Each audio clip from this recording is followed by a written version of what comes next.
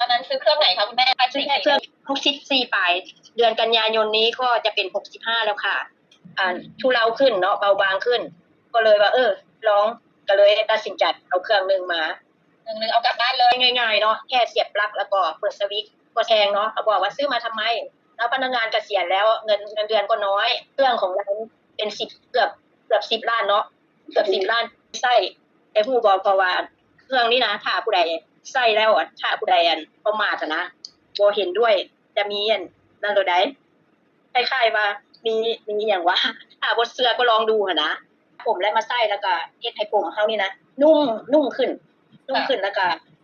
จากตอนที่ว่าถ้าเราไปร้านเสริมสวยเนาะมันจะแข็งกระด้างและแตกปลายแต่พอเรามาใช้นี่ผมเราก็นุ่มขึ้นแล้วก็ใช้ไปใช้มาแล้วมันก็ดำขึ้นผมนะพอในรูปเลยนะคะอุ้ยได้ผลขนาดนี้นี่ระยะเวลาประมาณกี่เดือนคะคุณแม่ที่ใช้แล้วผมกลับมาดำขนาดนี้ใช้จริงๆจังๆมานี่เบาทีละครั้งกันนั้นฉัน15 นาที20 นาทีมานี่ก็6 เดือนแล้วครับตอนนี้แบบว่าโหดูสดใส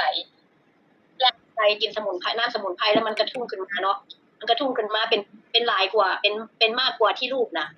แต่ไม่ได้รูปมาให้ดูหมดพอมาเป่า 4-5 วันก็หายเลยค่ะ